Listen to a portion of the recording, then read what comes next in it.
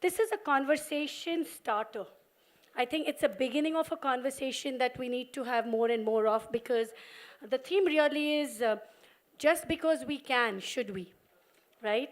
And a lot of perspectives, but it's wonderful to have three people who definitely have pretty strong perspectives on it. And I'm going to start with William, who's right next to me. Of course, he needs no introduction, but you know, Recruiting Daily, which is daily.com, his website, I think in April earlier this year, actually profiled 100 plus technology and recruiting tools. So if anyone wants to know all that's happening in pre-hire and technology, and you know, you can go there and of course continue to follow his blog and his thinking over there. Ryan Ross, of course, is no stranger or newcomer to many of you over here, because as the managing partner of Hogan Assessments and someone who's directly involved in the India business, he's been very involved in selection as well as development of leaders, and certainly has a very strong and a perspective on this topic. And Emmanuel has been a practitioner in HR and in India and with multinationals, and now, of course, in his role as driving the development for Tata leaders. We've sort of roped him in to wear his old HR hat, but of course, an eminent HR practitioner who's a keen learner. And if anyone knows Hogan, then he's probably 100 on inquisitive and maybe 110 on learning. So the perfect person for to be on the panel here with us. I'm just going to, like I said, it's a beginning of a discussion and a dialogue, which we thought would be an important dialogue to bring to the HR audience in general. It's not just about CHROs, but really all of us need to have this conversation. So I'm going to just get it rolling. And each one of you, maybe you can spend a minute or two on this one, is what are some of the trends that you're seeing when it comes to usage of social media and internet and the data that's there in pre-hire selection? And specifically, what do you think are the benefits and what may be some challenges? So maybe in a couple of minutes on as opening statements on that. Sure. Can everyone hear me? All right, good. So I think, you know, as an American, I'll just give you kind of a one taste. I think since the election of our current president, I think we're rethinking. A lot of us are rethinking things that we've said and done in the past. And without getting overtly political, it's a candidate now has to think when they post. They probably should have before, right? We probably all should think a little bit more before we post. But yet we post when we've been drinking, or we post late at night, or we post when we're tired, or we post without thinking is the point. In screening candidates, we have access to all this data, this rich data about the person. And some of it's going to actually be things that we need to know, like culturally, is this a good cultural fit? There's also going to be things in there that we don't need to know. And the hard part is, how do you unsee something you've seen? How do you unknow something that you've learned? And I think that's the struggle of everyone in recruiting on some level, is now you're going to know, and you already know, because you're looking at their Instagram post, or you're looking at their Twitter, or you're looking at any of those tools. Recruiters, it's the first thing they do as sourcers, is they go to Google and they Google the person and start looking at, you know, what they can find about the person. It's A, a natural curiosity. B, they're trying to manage risk for the firm. And so they're going to try to do their job in managing risky people away from the firm. So it's a very difficult question, and it's been made more difficult for Americans, I would say, since the election. Because now we thought we had answers, and now we've learned that we don't have answers. Now we have Twitter feed that goes all over the world. Yeah, I think, you know, earlier, a few years ago, we looked at data from social media as for social conversations. You're going to meet somebody, the obvious thing you did was to look at LinkedIn profile, looked at interests or common groups, and then spoke about it, and that kind of gave you brownie points. And now, suddenly, it's getting real. I remember once, about even 10 years ago, I asked somebody in an interview about something he had written on LinkedIn, or there was a news item about him, and that person was a bit aghast, actually. He said, how did you know, right? So when it comes to the real thing, I think there's some apprehension. And then how do we use the real thing is really a matter. Even conversations in this conference, we have so much of work going around in predictive analytics. So I asked people, okay, how do you write the algorithms for those predictive analytics? End of the day, it comes to one of us. And are we writing it on a conceptual model? Again, is that conceptual model sometimes influenced by the values and our own experiences, our worldview? And if that is so, then perhaps, you will get only that. So I see, while it's a great thing in terms of, actually keeping away bias. Sometimes when we look at, in our country, Pradnya and I were discussing, you know certain aspects of a person by the name, right?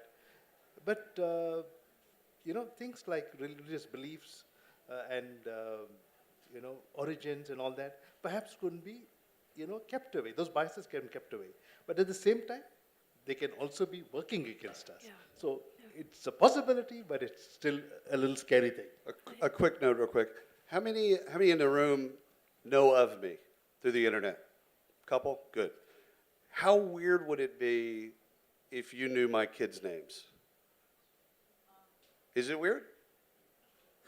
Right? It's not weird, and yet it is weird. It's the exact same thing that he just said.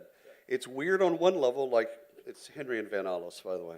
So I have people come up to me at conferences and say, "Man, the kids are growing up. They're getting huge." I'm like, I don't know who you are. How do I feel about you knowing this? Yeah.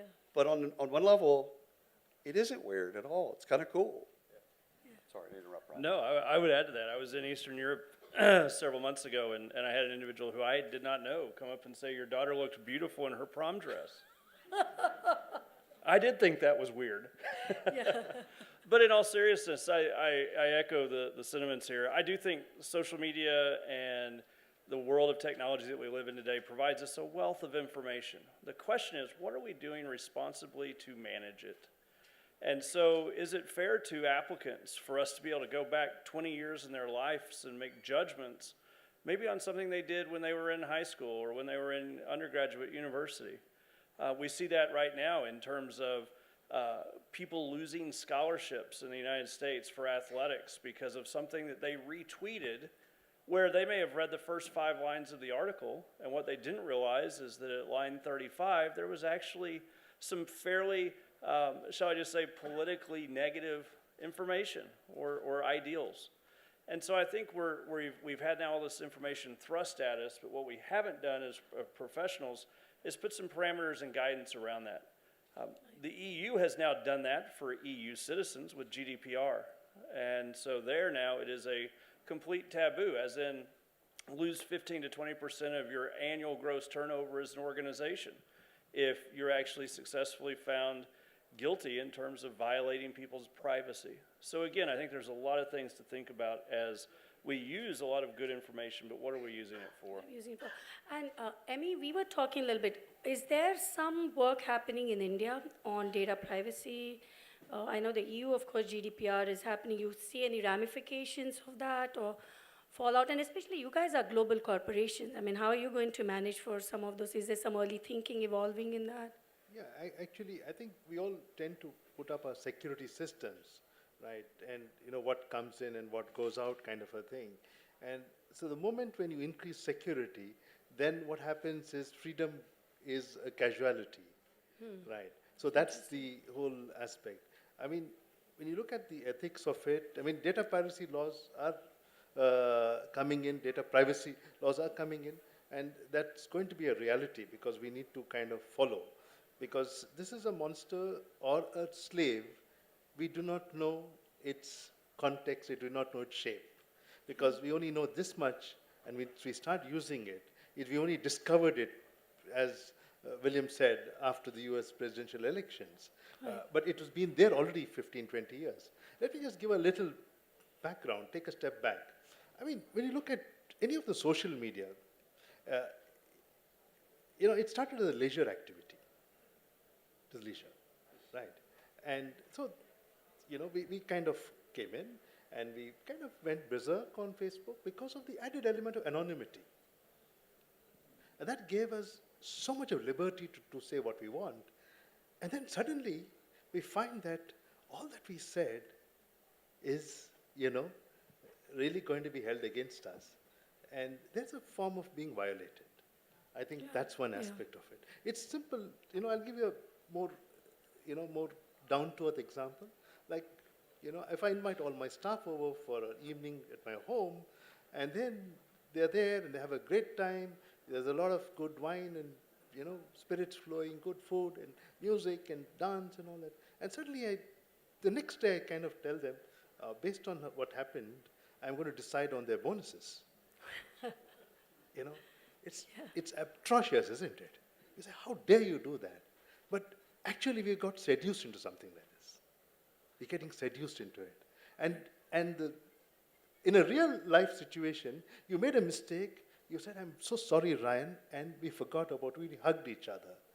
But you don't have that opportunity and luxury in the virtual world.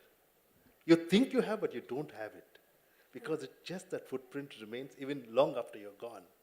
I think we have a situation, and then largely for corporations, it's the payoff between security and freedom. The moment you increase security, then people find a challenge in freedom, and therefore it has an impact on culture. And when you give freedom, then again there's a violation, and some little thing happens, and then you have to clamp down. I think, where do you find the sweet spot? I think it's going to take us a while. Well, Amy, I think to your point around that digital freedom, there's a whole new industry about managing your online reputation. So we talk about reputation and identity from an assessment perspective. There's now a complete alter identity that people are creating online. I didn't know what a spam account was on Snapchat until I talked to my 14-year-old and saw that she had 2 accounts. One's the public account that everybody can see, and then there's the private account, supposedly, that it's her and a few select friends. And so as we start to think about automation, as we think about artificial intelligence and data scraping, which data are you scraping? Which are you making potentially biased decisions based on? The real individual posting what they believe everyone needs to see, or what's behind the scenes? So again, I think without that look in the mirror from an HR and OD perspective of what data are we willing to use, what are we not, then we're just going to continue to have challenges and problems. And let me challenge you as the audience this, and that is, it'd be much better as a profession for us to set standards and guidelines for our own use versus having those legislated to us by people who aren't even in the field. Yes, and start evolving those professional standards, of course. Which takes me, and William, this is perhaps a question for you, and then, of course, Ryan can also have some things, is because as you looked at all these pre-hire tools, the 100+ technology, recruiting, and of course, William is in that sweet spot, I like to say, at the intersection of what I say, innovation, HR, and technology, right? I mean, that's how I think of your work. And so to look at it, my question is this all quackery? Is this all charlatanism, but just in new guise? Or is there some real science? Is there some advancement of human society understanding? So, okay. The great part of this question is take recruiting solutions like ATSs. ATSs, as a category of software, have been around for 40 years, 40 plus years now. It's the second oldest category of software in HR. Time and attendance is the oldest. But we're now on about the 6th wave of ATSs. So when someone says, hey, this ATS, and it's better than, an older technology, well, it's better. Is it better? Is it different? I tend to kind of look at technology and say they're all dogs, and all dogs have fleas. So on one level, yes, there is innovation, for sure. I think we're at the very, very early stages of understanding the technologies that we have at our disposal. So I tend to look at AI and machine learning and bots and blockchain and a lot of these technologies in very similar ways. We're in the embryonic phase of what we're going to learn about these tools. And we're going to make a bunch of mistakes. And the sooner we fail is the sooner that we're actually going to learn how to use these things appropriately. So I think with, the hard part is you have access to a lot of technology. So positive, you have access to more technology than you've ever had. Just look at the expo room. Look at the startups that are out there. Fantastic. Now, that's the bad news. You have access to so much technology. What do you use? Where do you use it? How do you use it? And how do you use it most effectively? No one has the answer. No one. There's a person on the planet that actually knows. And that's yet another thing to consider. You're going to have to try it and fail for yourself using these technologies. But I think we are at the beginning phase. Anyone that I do like the word charlatan, by the way, very, very, very much. I think it's inappropriate that someone that would say that we know how artificial intelligence is going to do X, Y, and Z. I just think it's not true. We don't know that yet. We in our generation, or in our lifetime, we might not know, ever. So I think it is charlatanism, actually. Well, and I would say it's data without theory. And if we're going to operate in an evidence-based world, which we should as practitioners, we should know what it is we're predicting. We should know why it predicts those things. And I don't know, and I haven't heard anyone talk about from an AI or machine learning perspective, where the theoretical perspective comes from in terms of the nature of human nature. What I would love to see is machine learning and AI on the opposite side of the equation, on actual outcomes of organizational engagement, helping us better predict in terms of a person's ability to move into different roles and responsibilities, and the level of performance and how long it's going to take them to get to that level of performance. I just think there's fantastic data there, and it deals not with necessarily the employment side, but rather the outcome side. Because I think that's where organizationally you have so much data that no one knows how to touch or to deal with. Yeah, I mean. I think let me take a little different view. I think what's the trigger for all this? And those of you practitioners in human resources will understand that there are so many vacancies you're having. You invited people on the basis of a CV, or you had a placement consultant send you about 10 CVs. You come and meet them, you invest a lot of time, then you're not able to fill the vacancy. And you say, hey, this is getting us nowhere. That's one aspect of it. The next side of the problem is people leaving within a year after joining, because you say, people come and admit, oh, I made a mistake in hiring. I'm man enough to admit it. But then, the cost of wrong hire is very, very expensive. And so you have one unit of information, a CV, whereas an average person has about, they say, 7.6, different social media accounts. So you have a richness of information. So as you say, well, if the AI is only predicting past and behavior, then it's one aspect. But if it gets to the next level of saying, well, the likelihood of this outcome happening, I think we have something over there. That's the canvas which is available. But we have a problem. I mean, we cannot deny that there's a problem. And because we have a problem and we are scared of it, it doesn't mean we won't dare something. Right. And I think as HR professionals, we're also saying we are dealing with a lot more complexity. And we are expected to deliver whatever, speed of thought, speed of light, whatever the current currency is.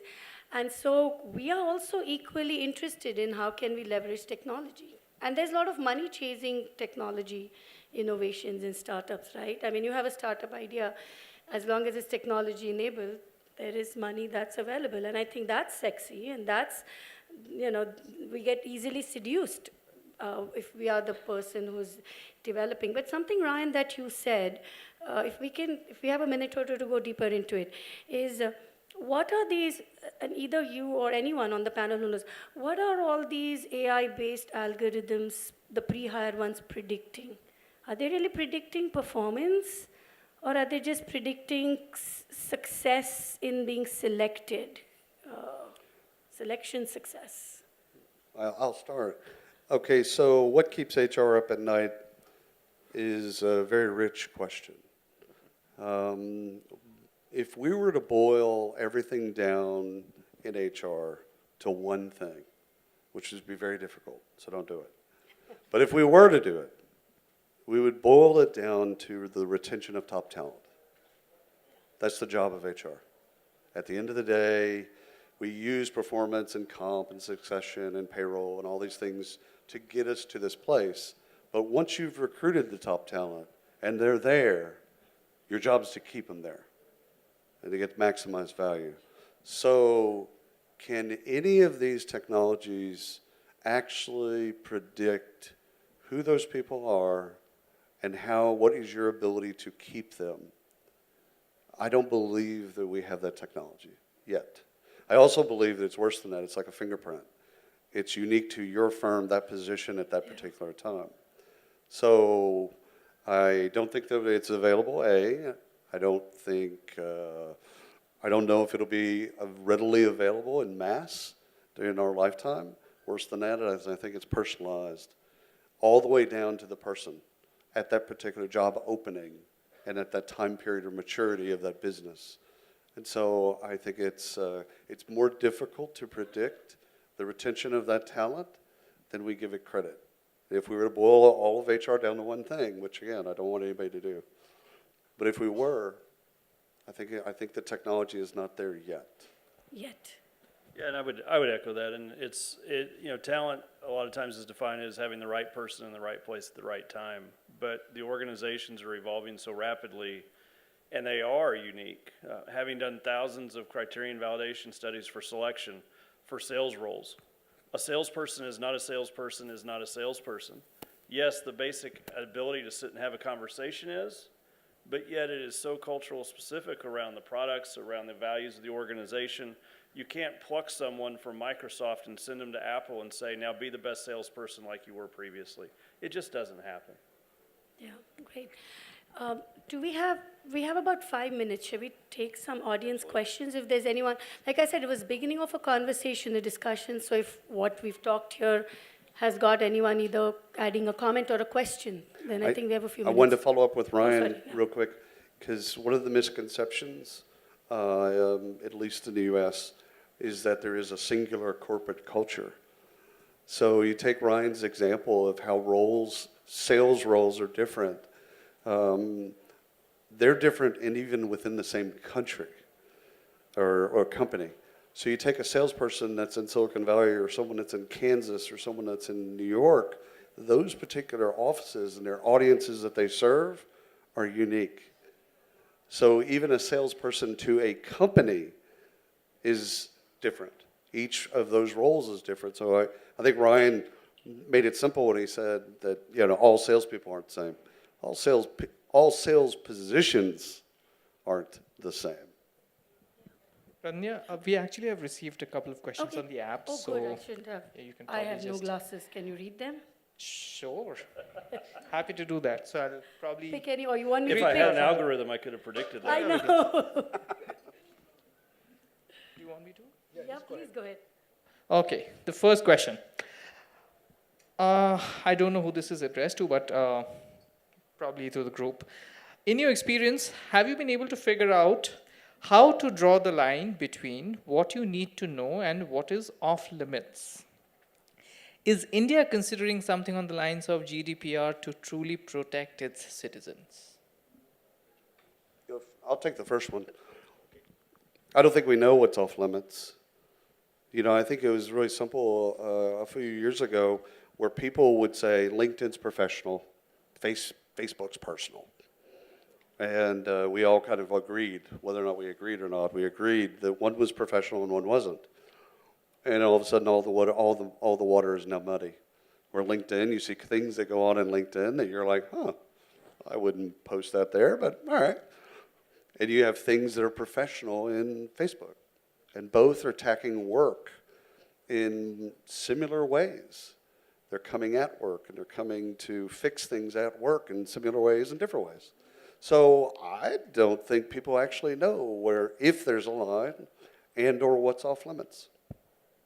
Just one quick thing. When you look at, one is you have the right to do something, and what is right to do. I think it's a toss-off between those.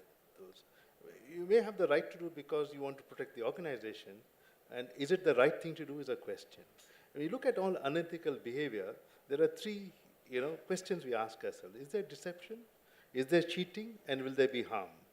I think if we kind of pass these filters, then we pretty much kind of, take a view and, cull out what we need to do and what is not required to do.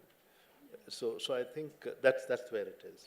Well, traditionally for selection, I mean, I go back to our selection stands in HR, we could only use data where we had informed consent, right? And I think that is another ethical question with Facebook or our social media postings. And I'm sure we've all signed an agreement and a yes somewhere saying you have access to the data. So I'm not getting into that, but Actually, has anyone ever read a terms and conditions? Like, seriously, I want to be, I'm sorry to interrupt. no, please. But like, does anyone know anybody that's ever read a terms and conditions? No. I just click the button. I assume that they're doing the right thing. Of course, they're probably selling my data to Russia. But yeah, I think that years ago with models and even people that you would take pictures of, you would have them sign a model release form, Right. right? I actually remember this in advertising where you'd have to actually get the person's overt permission so that you could use their photo. Now, there's no less than 15 people taking pictures of me right now, right?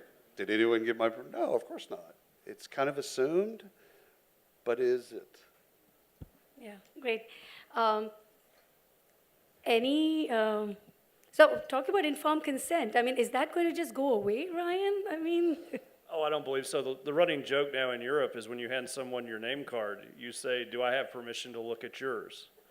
Because GDPR says you have to have explicit permission to hold and retain those data. You have to have an expressed right. Obviously, it's taking it a little far, but is it? And so, in the older days, at least in the States, there were very specific topics that you were prohibited from investigating or understanding. Now, if the candidate sat in your office and discussed it, I mean, do you say, time out, stop, I can't unhear that?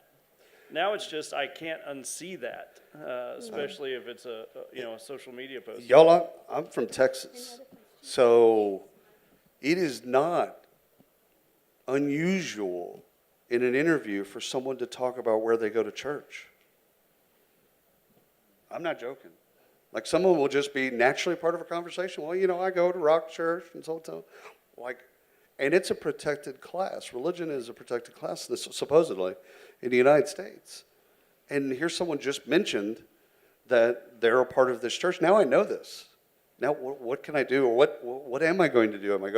Does it bias me towards them or against them? So I just want you to know that it wouldn't be unusual for you to ask or talk about your religion in Texas. and bias is a whole other question that we didn't even have time to get into in this discussion. It gets to what Emmy was touching upon, is what are we really predicting? Because we can say that with technology we can eliminate bias, but who's written the algorithm? And so are we perpetuating a bias that might have been implicit and in fact hardwiring and programming it in, or are we really taking away bias?